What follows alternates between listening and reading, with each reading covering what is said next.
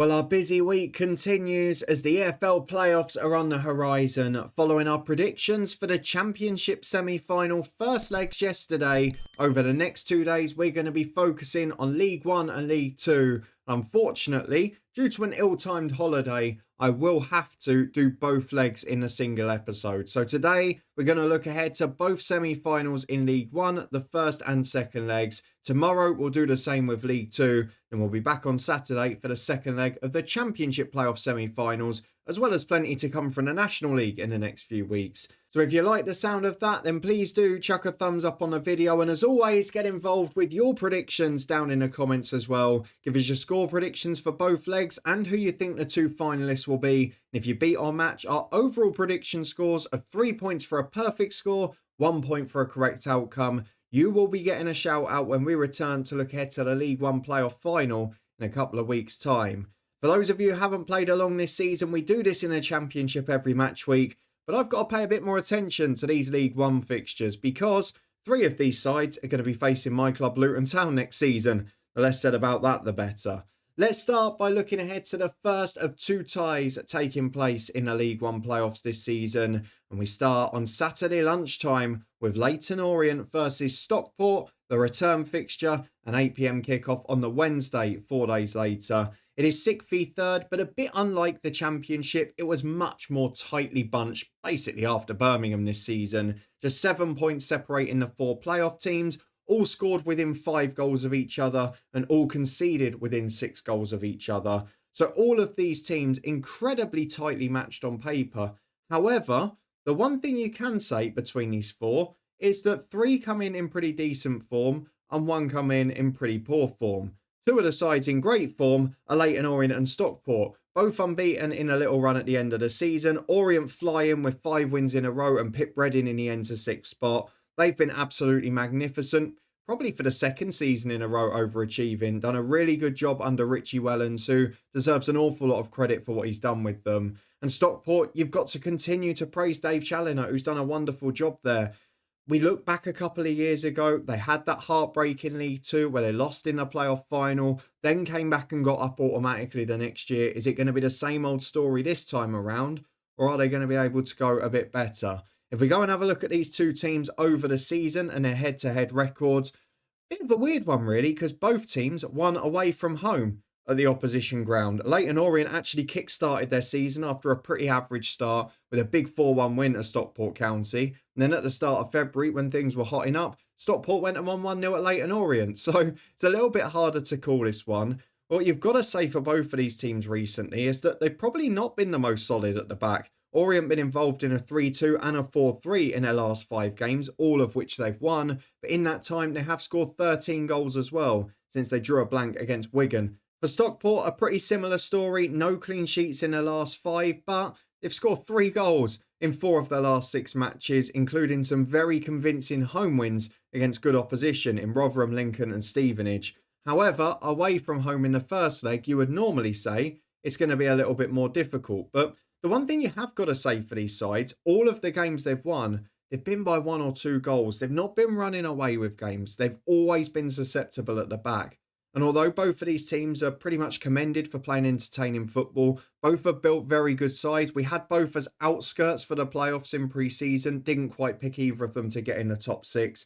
But due to a couple of others disappointing and producing pretty poor windows, and in a couple of cases Huddersfield sacking a manager on the cusp of the playoffs and sliding down the division, it does mean that we've got a couple of teams who have been able to surge in late on. Stockport over the course of the season have perhaps been slightly more impressive, whereas Orient, if it wasn't for a poor start, would probably have been right up there in the race for second too. Certainly the way they finished like a steam train. And we've seen that a few times over recent years, that it can work out in the favour of those teams. In terms of players, we've got to look at the key men for each side, and both of them probably in attacking areas if we're being fair. Stockport, we talked in pre-season about a lot of the experience they've brought in. There are some names in there that are, of course, synonymous with the EFL. Oliver Norwood, an incredibly experienced player. We talked about Adai, the goalkeeper, coming in, who of course was incredibly important for Crawley when they come up through the playoffs in League Two last season. He's got experience of these very occasions, and very recently, which could be helpful too.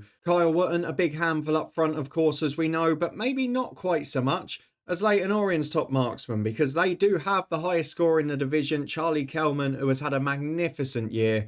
He hasn't scored in his last couple, but he has been very important to Orient's success, and particularly a strong second half to the year. Outscoring the likes of Jay Stansfield, who all of the talk was about with the big money move in the summer.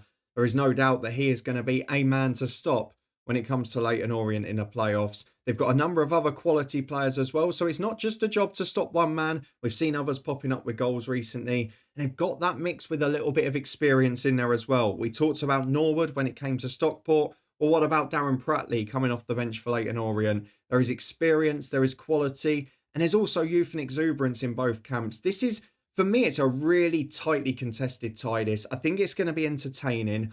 I hope that both sides don't sort of try and stifle the opposition. I hope they continue to be aggressive, because I think both of their best form defences attack. And if we get that, we're going to see two teams at their best who can produce unbelievable playoff matches. I'd go as far as to say, of the 6 ties we've got across the EFL semi-finals, this is the one I'm most excited to watch. So I'm hopeful it will live up to the hype. Both sides have very similar away records over the course of the season. Orient's just slightly better by 3 points, but they do win and lose more rather than the draws that Stockport pick up away. But Orient's home record is far inferior. 40 points picked up. Very decent defensive record at home, conceded less over the season than Stockport. But Stockport, big scorers at home. 42 league goals, only second to Birmingham across the league this campaign. And I think that might make the difference. Can Stockport go and nick that draw or a tight game away from home and make it really exciting going into the home leg? I think possibly they can. Again, this could go any way. I wouldn't be confident with a prediction here, but I've got to go for one, haven't I? So for the first leg, Leyton Orient v Stockport, I'm going for a thriller that leaves it on a knife edge. I'm going for 2 goals apiece in the first leg. Then in the return fixture on Wednesday, I'm going to back Stockport to get through just. I'm going to go either 3-2 or 3-1. I think I'm going to go by 3 goals to 2 because both of these teams have got it in them. So 2-2 in the first leg at Orient, 3-2 to Stockport at home, and Stockport to progress to the League One playoff final with a 5-4 aggregate victory. Just please let this game be as entertaining as I'm hoping it will be. Hopefully, it won't be a complete dud. After that, we move on to a game we're featuring a manager and some players I know very well as Wycombe Wanderers host Charlton Athletic. Basically a battle of Nathan Jones against half of his current and former players. Between them, I'll be a very jealous man watching half of the Luton squad we knew and loved that got us promoted to the Premier League going and pitting their wits to overtake us into the Championship next year. 2 very different stories for these ones, as the first leg takes place on Sunday evening before the return fixture on Thursday.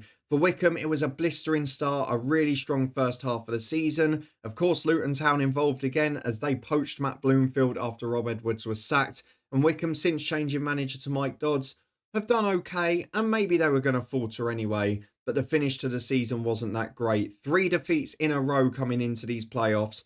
The only side to lose more than one of their last 5. And to be honest, the only side to slightly fall off the wagon towards the end rather than coming in form. For Charlton Athletic, it's been a brilliant last 4 or 5 matches. The only real blot on the record was that comfortable defeat at Wrexham, which at the time cost them a chance at automatic promotion on the final day. Key injuries picked up near the end of the season, but there's so much experience in that dressing room. And I think that's what both of these sides have done really well. Wycombe adding the likes of Sonny Bradley in January, inspired signing for leadership. And Charlton, with Nathan Jones, he talks about it when he came in the middle of last season. I've got to get experience to nurture this young talent. I've got to get people in the dressing room to create that culture. I've watched him do that at my own club before, and he did it. He went straight to those former Luton boys. Not all of them have featured much. Potts barely featured the first half of the year before leaving. Danny Hilton's barely featured, but obviously is working in a coaching capacity too. Luke Berry's probably been the pick of those, but it's a dressing room that has players that know exactly what Nathan Jones wants and is working with brilliant young players to help make it happen. Charlton built their first half of the season on a defensively solid base, and they've now started to become a more potent attacking threat. 4 away at Wycombe just 3 weeks ago in a 4-0 win. How crucial is that going to be to this season? Was actually a double that Charlton completed in the league. They beat them between Christmas and New Year at home, narrowly by 2 goals to 1. But that 4-0 was a real statement piece against Wycombe a few weeks back. Of course, Luke Berry involved in the goals there. Some quality play all round.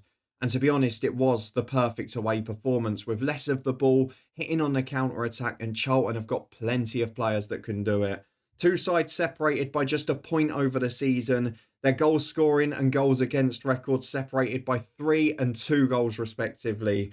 This is so tight on paper, but I just don't think it's going to be that tight when it comes to this playoff game. Nathan Jones has experience of the playoffs. Charlton have come in with more momentum from the second half of the year.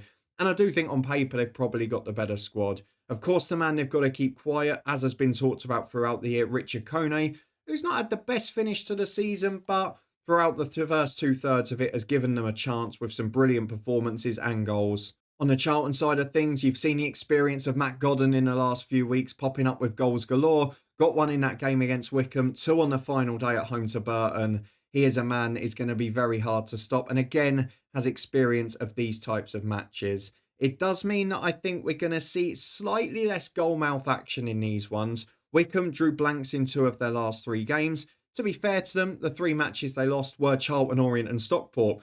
The other 3 teams in the playoffs, is that going to be a crucial one? Because when Wycombe have come up against the sides they're going to face if they go into the Championship, they've lost all of them in the last 3 matches. That is definitely a cause for concern coming into these playoff semi-finals. For Charlton, 2 clean sheets before that defeat at Wrexham and a sloppy goal against Burton Albion. But otherwise, they've been defensively fairly robust this year.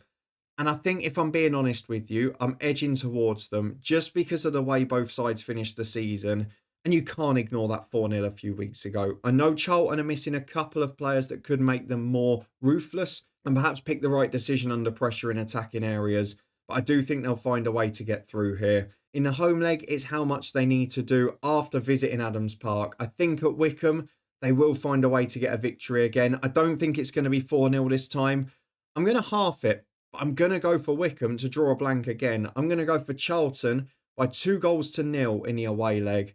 And then at home at the Valley, they're not going to have as much to do on Thursday night. But I think they'll still get through relatively comfortably. I'm not going to back them to win the second leg. But I think a 1-1 draw would be enough for them. So I'm going for Charlton by 3-1 on aggregate with a 2-0 win at Wycombe on Sunday night and then a 1-1 draw at the Valley on Thursday. So those are my predictions. Let's have a quick recap of what we've gone for in these League One playoff semi-finals. I've gone for Leyton Orient and Stockport to be a goals galore thriller in both legs with a 2-2 draw in the home leg for Leyton Orient before a heartbreaking 3-2 defeat at Stockport County to send County through to the Wembley final. And then I've gone for Charlton to progress by 3-1 on aggregate with a 2-0 win at Wycombe and a comfortable enough 1-1 draw at home.